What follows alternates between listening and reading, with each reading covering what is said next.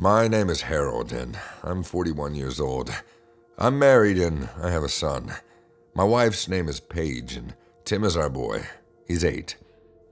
Last year, I decided it would be fun for us to go on a road trip.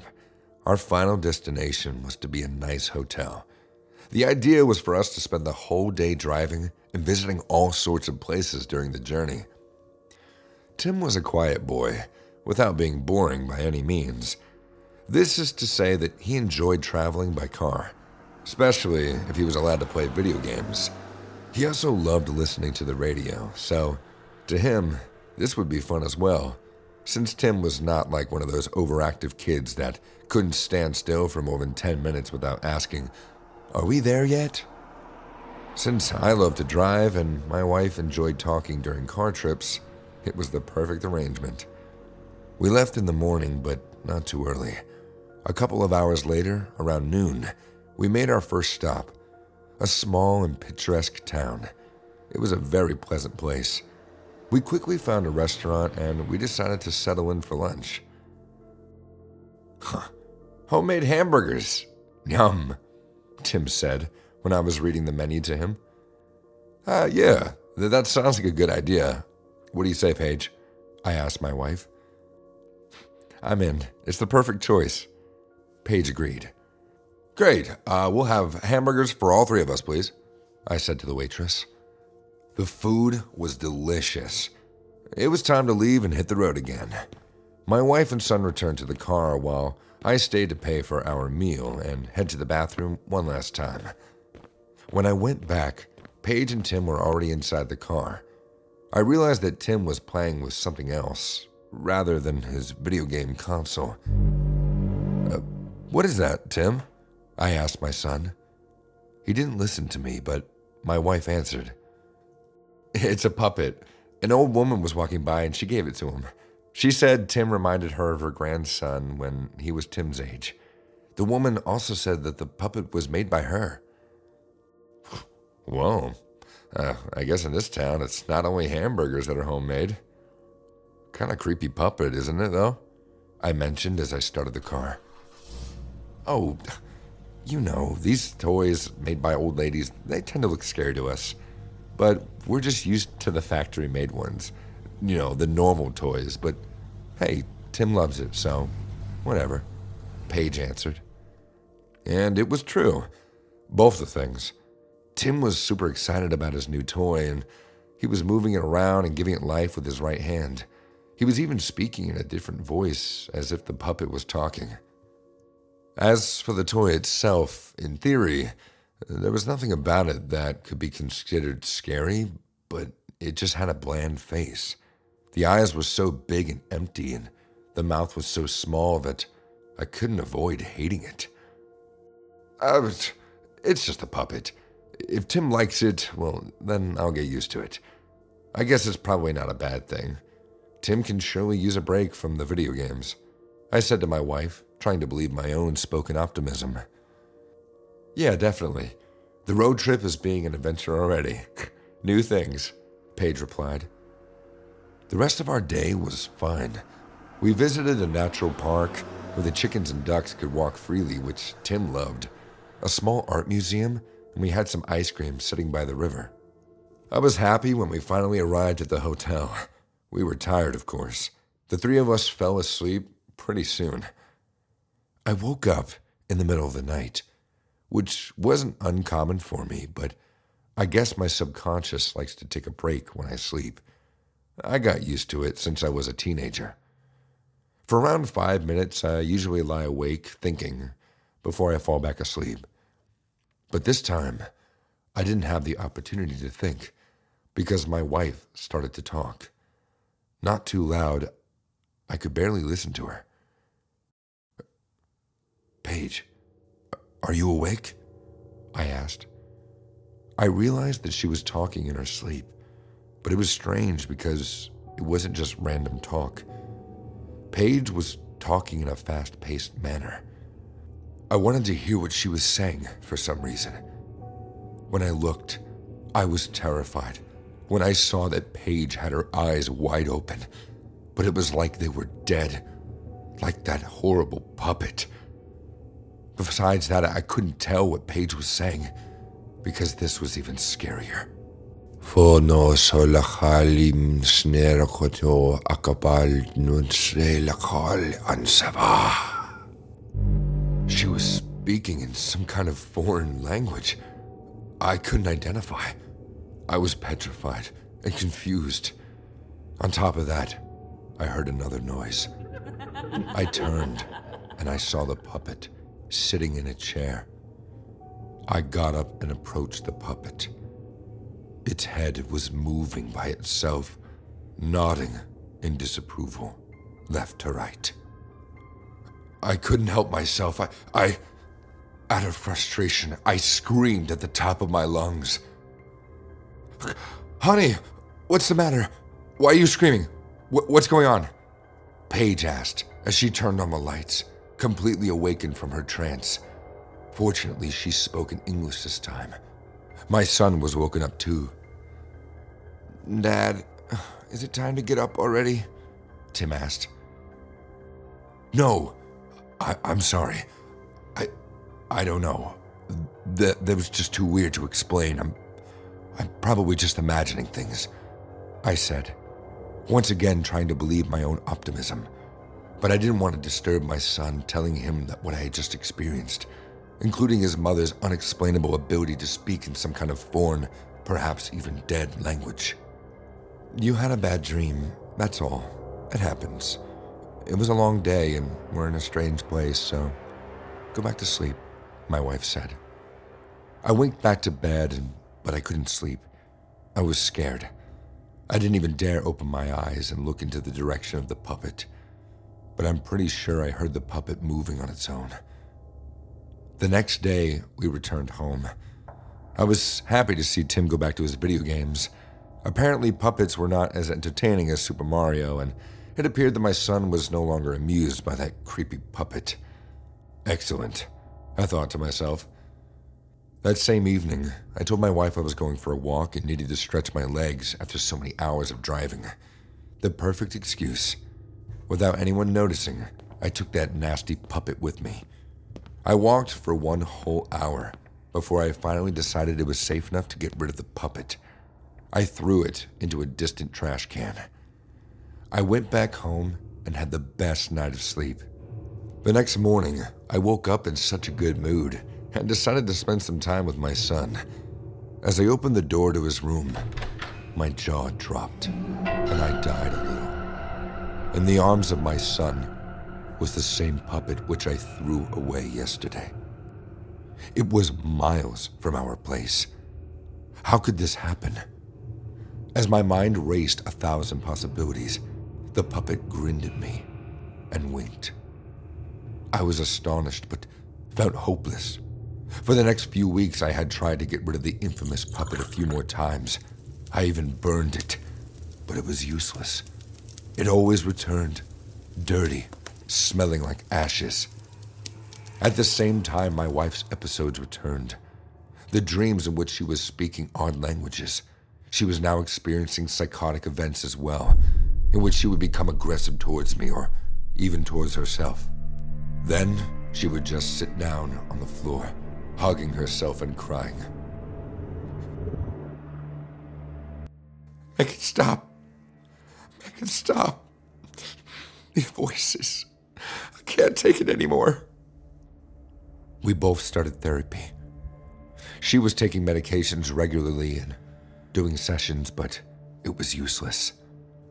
Then, one day, or better said, one night, my wife simply disappeared, and the puppet disappeared as well on the exact same night. It has been 6 months since that night. I've been searching for my wife. I even went to the police, but there was no sign of her. Some nights I feel like ending it all, but then Tim's face appears in front of me, and I need to be strong for Tim.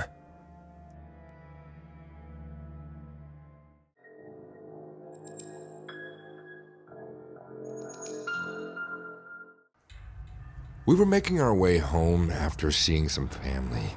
Seems normal, right? A simple visit? If only that was the case. The visit was just the start of it. The drive home after was when it happened. Some foul nightmare followed us. We weren't to know what it was, but it certainly knew who we were. December 26th, 2012. My family and I were driving down south from Preston after what had originally been such a heartwarming stay at my grandparents' over Christmas break. Don't you guys think Granny was acting a little strange? My dad suddenly blurted out. We had been sitting in the car for just over 3 hours, so it was incredibly odd for him to just come up with that out of nowhere. My mom replied with nothing more than, I guess, why'd you say that? Her voice perked up out of curiosity, looking intensely into my dad's eyes, almost trying to find an answer in his pupils. No, it was just that... He paused for a moment, hesitating, choosing his words carefully. It's just what she said to me. It was a bit weird, and it kind of put me off driving home. His face looked grimaced, contorted into a stern look, his eyes glaring at the road ahead. It was incredibly dark outside, and there was little to see apart from the wasteland of road and the old lamppost every now and then. Though slightly on edge myself now, I still leaned in to find out more what my gran had said to my father. Well, go on then, Harry. You may as well tell me. And it can't be that bad, considering she's just a sweet old lady. My dad, Harry, didn't even blink. His mouth simply quivered momentarily, until finally he spoke. It was the night before we left. You and George were upstairs getting him ready for bed, and I was still in the chair asleep. When I stood up to come join you two, Grandma walked in with this wicked-looking grin on her face, directing it heavily towards me. I tried telling her that I was going to bed, but her grin bewitched me, so I sat down, thinking she would tell me what was up, but she just stood there, glaring at me with a goddamn smile. I hated it, but my body wouldn't move. I mean, I take it, my nerves were frozen out of panic, but nothing prepared for me from when she suddenly stopped smiling, opened her mouth, and in this low growl of a voice spoke the words, "Watch the roads tomorrow, Harry. I hear that most crashes happen late at night. What a shame it would be for your lovely wife and son to die as a result of one. Death is such a confusing concept, isn't it, Harry? I wish we could all experience it, just to know what the other side is like, or at least for the rest of you." I sat there, trembling in terror at her abrupt finish, leaving the both of us in pure silence.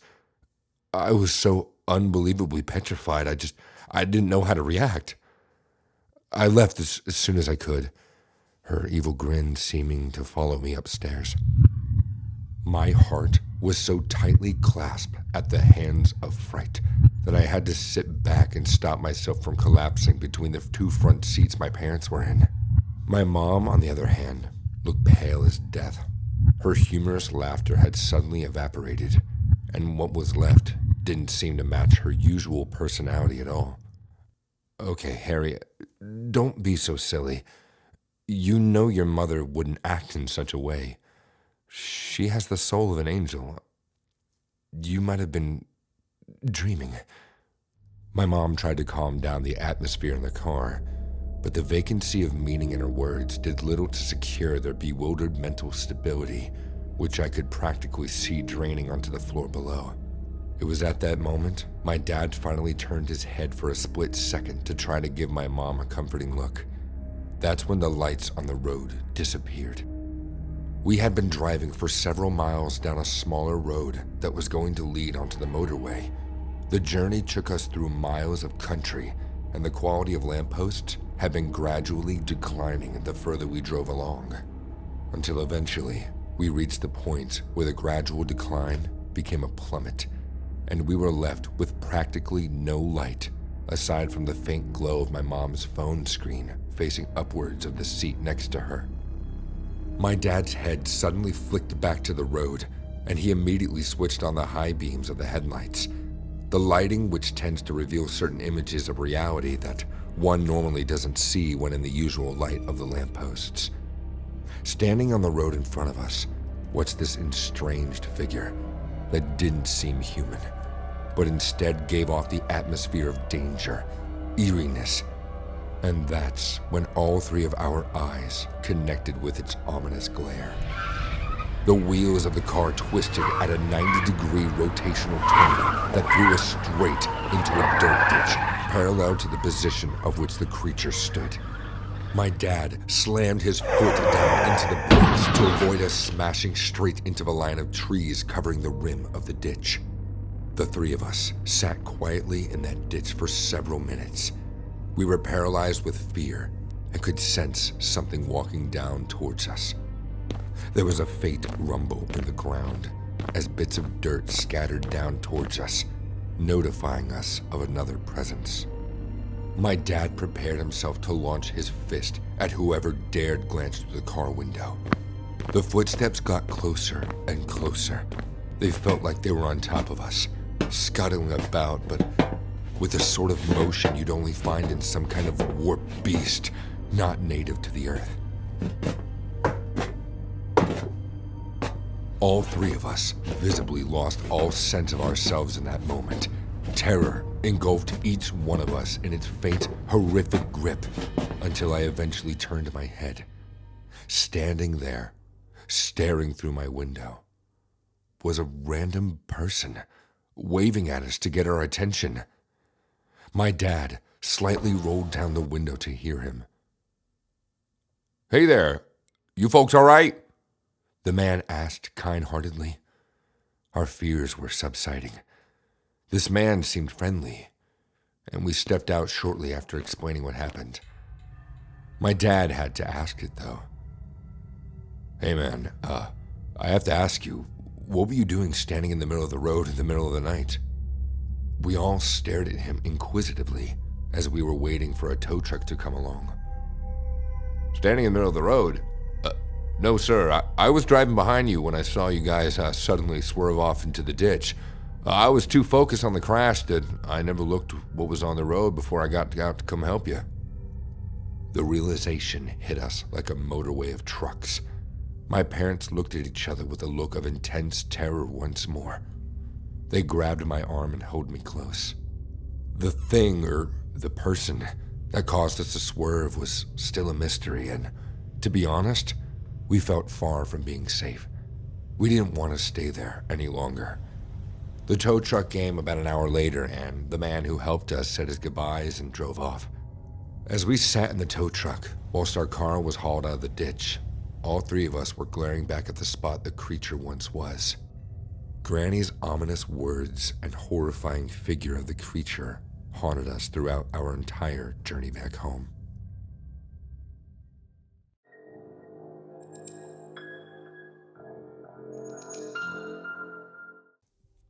Time for a road trip.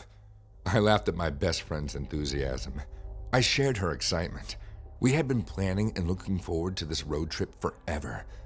We were on our mid-semester break, and we really needed this trip to unwind from college stress. We were in our final year, and school had been really stressful as of late. Like me, Ellen was the only child of her parents. Perhaps that was the reason why we got along so well. We had been close friends for about 3 years now. I didn't know how my college life would have been without her. We were outside the dorm, saying goodbye to everyone, and heading home for the break. We already informed our parents that we would be spending the break together. We had our bags packed and ready in no time. We were in the car, ready to leave. I was the one driving since it was my car. It was a gift from my parents on my 21st birthday. The car was my prized possession, and I made sure to take care of it. Ellen put the address in the car's navigation system, and we were ready to go. The trip was supposed to be 3 hours long, and then we would arrive at the resort where we were already booked at. Everything started out well.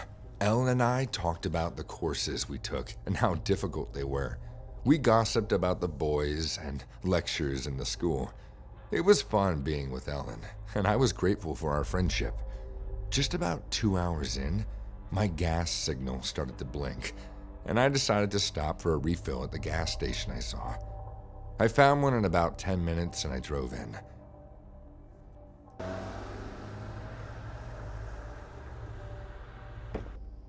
I made sure to hurry because I didn't want to delay our trip.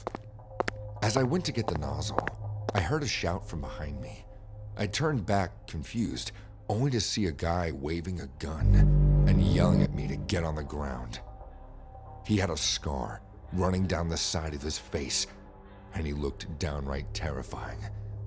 There was another guy close to the entrance, and he held a gun out too.